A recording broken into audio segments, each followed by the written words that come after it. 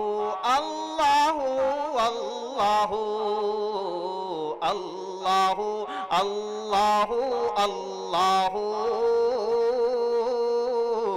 اللہ اللہ اللہ اللہ پوچھا گل سے میں نے کہ اے خوبرو تجھ میں آئی کہاں سے نزاکت کی بو. آج کے جو یہ پروگرام ہے مدرسہ اسلامیہ سیہی پور کا، اس پروگرام کا خطبہ استقبالیہ پیش کرنے کے لیے اس ادارے کے ایک مائع ناز استاد جناب مولانا و ماسٹر محمد یاسر صاحب کو آواز دوں گا کہ وہ آئیں اور خطبہ استقبالیہ پیش کریں. جناب محمد موسیٰ صاحب کی نعت پر خوش ہو کر کے جناب لاڈل صاحب نے 100 روپے کا انعام دیا.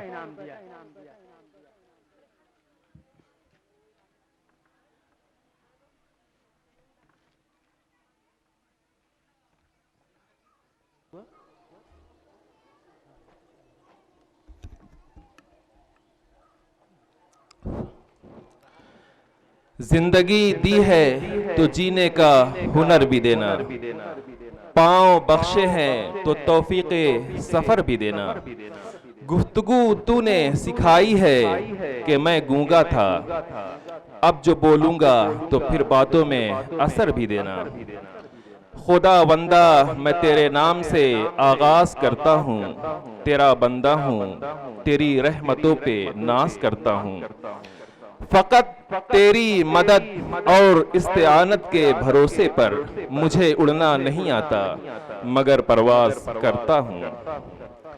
ناظم جلسہ جناب رضوان داؤد صاحب، صدر جلسہ جناب مولانا وسیم احمد صاحب، سرپرست خاص جناب مولانا عارف اصلاحی صاحب، میرے ساتھ نظامت کے فرائض انجام دے رہے میرے رفیق اور عزیز مفتی عبدالماجد شیروانی صاحب، لائق و فائق مہمانان، معزز سرپرست، تشریف فرما ہماری عزیز مائیں اور بہنیں، پیارے طلبہ اور گاؤں اور قرب و جوار کے آئے ہوئے اور اس محفل کی بالیدگی اور باعث رونق ہونے والے کو بڑھانے والے تمام حاضرین کو میں یاسر پرجوش خیر مقدم ویلکم اور سلام پیش کرتا ہوں. السلام علیکم. آپ سلامت رہیں 1000 برس اور ہر برس کے دن ہوں 50,000. آپ آئے تو بہاروں نے لٹائی خوشبو، پھول تو پھول ہیں کانٹوں سے بھی آئی خوشبو. آپ آئے ہیں سو اب گھر میں اجالا ہے بہت، کہیے جلتی رہے یا شمع بجھا دی جائے. وہ تمام حاضرین اور لائق اتنا سامعین جن کا میں نام نہیں لے سکا، اس دیار سیہی پور کی سجائی گئی خوبصورت محفل میں ان تمام حاضرین کا پرجوش استقبال ہے.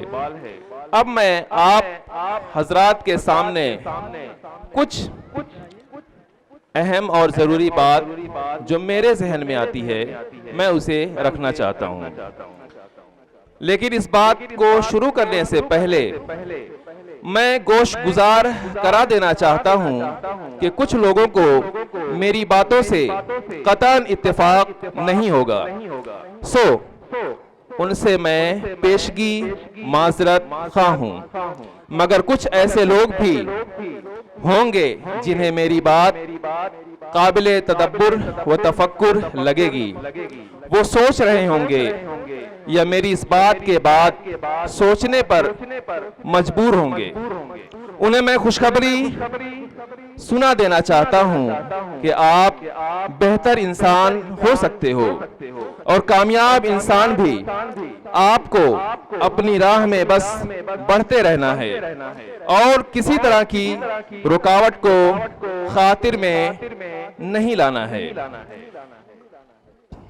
دوسری بات میں یہ بھی بتا دوں کہ مجھے قابل بننے کا یا الگ سے راستہ بنانے کا کوئی بھوت سوار نہیں، بلکہ جو میری آنکھیں دیکھ رہی ہیں اور دنیا کے حالات بالخصوص مسلمانوں کے حالات پر شرمسار ہوں وہ کہہ رہا ہوں۔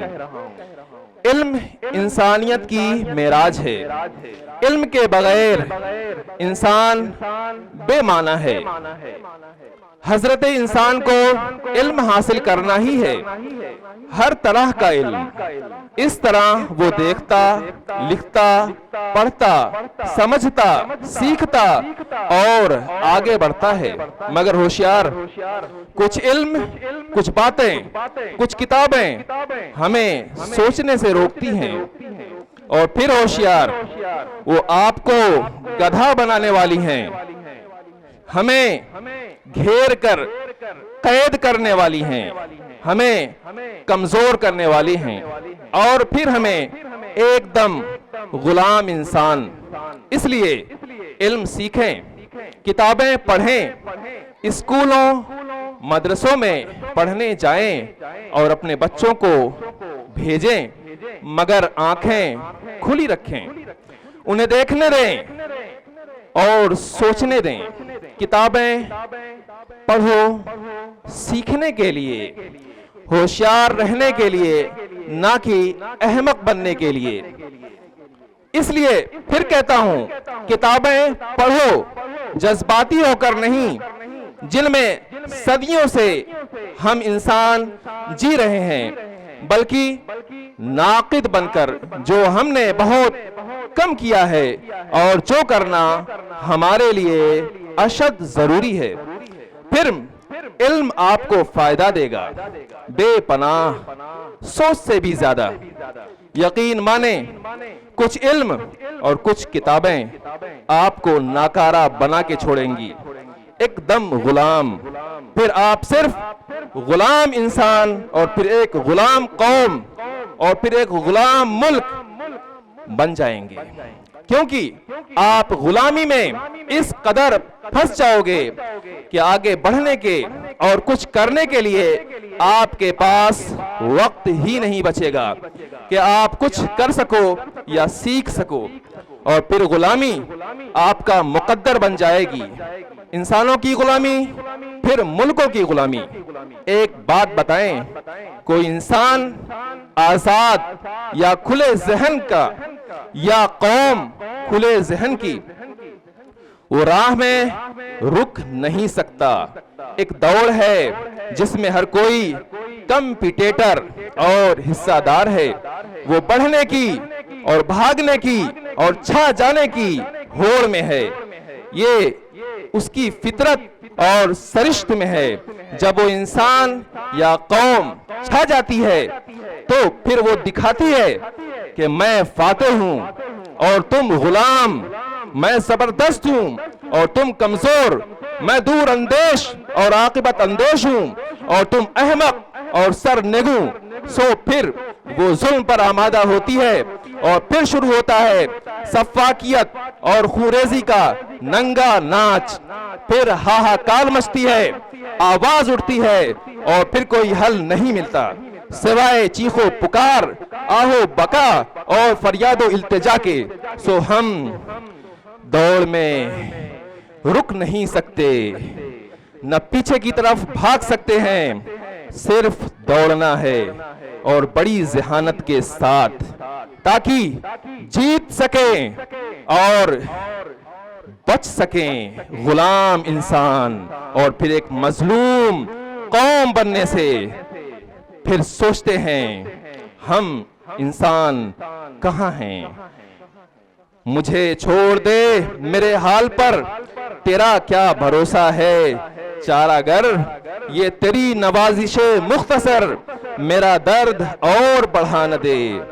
میرا عزم اتنا بلند ہے کہ پرائے شعلوں کا ڈر نہیں, مجھے خوف آتش گل سے ہے, یہ کہیں چمن کو جلا نہ دے. عزیزان ملت اور غور کرنے والے لوگوں, اس بات پر ہم کیوں نہیں سوچتے کہ ہم اتنے پیچھے کیوں رہ گئے, اور اس کا ثبوت کیا ہے کہ ہم آگے کی دوڑ میں بھی سب سے پیچھے اب بھی نہیں رہ جائیں گے, اور ہماری بقا اور عزت و ناموس کی حفاظت ہمارے لیے ایک بہت بڑا مسئلہ نہیں بنی رہے گی. اگر ہم فیوچر کو لے کر پر امید ہیں تو اس کا مطلب ہے کہ ہم نے کچھ نیا کرنا شروع کر دیا ہے جو اب تک ہم نے نہیں کیا تھا. تب تو ٹھیک, جس کا نتیجہ پچھلے نتیجے سے الگ آئے گا. اور اگر ہم یہ کہتے ہیں کہ عمل میں تبدیلی کی ضرورت نہیں ہے مگر رزلٹ بہرحال الگ آئے گا, تو اصل میں ہم بہت خطرناک قسم کی خوش فہمی کا شکار ہیں. اور اگر ہم یہ کہتے ہیں کہ نتیجہ پچھلے نتیجوں سے الگ چاہیے تو پھر عمل کرنا ہوگا اور کچھ الگ اور ہٹ کر کرنا ہوگا جو اب تک ہم نے نہیں کیا ہے. تو اس کے لیے کیا ہم تیار ہیں؟ اگر ہاں تو اس کا مطلب ہم اپنے اندر کی کمی کو جاننے کے لیے بھی تیار ہیں, کیونکہ ہماری بیماری کا علاج تو تبھی ممکن ہے جب ہم جانیں کہ اصل میں بیماری ہے کیا. پھر جس دن ہم اپنی بیماری کا پتہ لگا سکے تو صحت یاب ہونے سے ہمیں کوئی روک نہیں پائے گا. یقین مانیے پھر ہمیں اور آپ کو صحت یاب ہونے میں زیادہ دیر نہیں لگے گی. آپ یہ بھی کہہ سکتے ہیں کہ لگے ہاتھ بیماری ہی کیوں نہیں بتا دیتے. سامعین, ہماری بیماری ہے نہ سوچنا, اور اگر سوچتے بھی ہیں تو ایک متعین اور محدود دائرے کے اندر جو ہمارے پچھلوں سے ہمیں ملا ہوا ہے. ہمیں سمجھ سے کام لینے والا بننا پڑے گا, حقائق کو ماننے والا, ترک, فلسفے اور سائنس کے راستے میں آنے والے جذبات کی ہر چادر کو اتار پھینکنے والا. اور اس کے لیے ہم قوم ایک دم تیار نہیں. اس لیے ہماری قوم کا کوئی بچہ شاید ہی کبھی اس دائرے سے نکلے اور نکل کر خود سے سوچنے کے لیے ہمت کر پائے. پھر مفکر اس طرز پر روتا رہے گا کہ پستی کا کوئی حد سے گزر نہ دیکھے, اسلام کا گر کر نہ ابھر نہ دیکھے, مانے نہ کبھی مد ہے ہر جزر کے بعد دریا کا ہمارے جو اتر نہ دیکھے. ہم ہماری قوم کے ہر بچے کو ذہنی غلامی سے نکالنے کے لیے بیتاب ہیں. کیا آپ بھی ہیں؟ اگر ہاں تو اپنے بچے کو اس نہج پر پرورش کیجئے کہ وہ جاننے کی کوشش میں لگ سکے کہ وہ کیا ہے اور خدا کیا, اور خدا کے کام کرنے کا طریقہ کیا. ہم چاہتے ہیں کہ ہر بچہ چیزوں کو دیکھنے, سمجھنے, زندگی میں بڑے ہدف طے کرنے اور سب سے بڑھ کر ایک بہتر انسان بننے کی ممکن کوشش کر سکے. اس کے لیے راہیں مسدود نہ ہوں. ہم چاہتے ہیں کہ ہم اس کے سینے میں دنیا پر چھا جانے والی کشادہ, گہری اور دور اندیش ذہنیت کا بیج بوئیں اور پھر اسے سرسبز و شاداب اور تناور درخت بنتا دیکھیں. اب ہم آتے ہیں تھوڑا اسکول کی طرف. آپ کی فکری رجحان کے تعین کے بعد آپ اگر ایک نظریہ اپنا بنائیں گے کہ ہاں ہمیں اپنے بچے کو کہاں تک لے کے جانا ہے, کس طرف لے کے جانا ہے, تو شاید مدرسہ اسلامیہ سیہی پور آپ کے لیے بہترین انتخاب ہو سکتا ہے. آپ جہاں پر ہیں میں وہاں سے بول رہا ہوں. ہم چاہتے ہیں مدرسہ آپ کے بچے کے لیے ہر طرح کی ضروری تعلیم کا بہترین مرقع اور مرکز بن سکے اور آپ کا بچہ ترقی کی تیز دوڑ میں زمانے سے آنکھ ملاتا ہوا آگے بڑھتا چلا جائے۔ ہمیں امید ہے باشندگان سیہی پور بھی اسکول کی کامیابی کے لیے جد و جہد کریں گے اور نظر غائر اس پر رکھیں گے اور اس کی طرف خاص توجہ مبذول فرمائیں گے اور اس میں کوئی کسر نہیں اٹھا رکھیں گے۔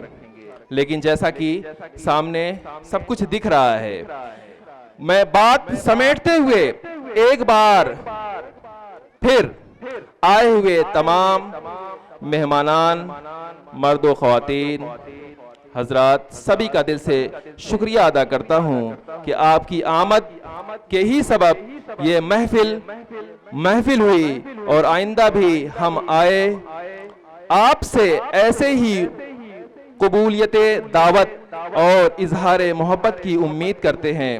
ہم تمام گاؤں والوں، ناظم جلسہ، رفقائے کار، اساتذہ اور اس بزم کو منعقد کرنے والے تمام شرکاء کو داد تحسین پیش کرتے ہیں اور ان کے لیے یہ شعر کہ پرواز ہے دونوں کی اسی ایک جہاں میں، کرگس کا جہاں اور ہے شاہی کا جہاں اور، الفاظ و معانی میں تفاوت نہیں لیکن ملا کی ازاں اور ہے مجاہد کی ازاں اور۔ السلام علیکم۔